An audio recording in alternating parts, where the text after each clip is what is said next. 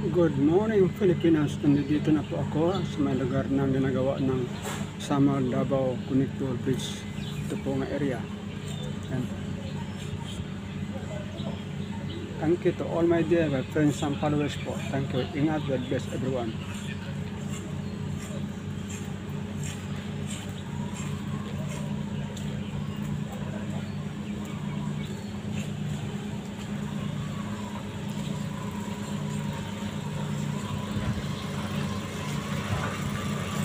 Ito po yung mga poste, yung pangtulay po.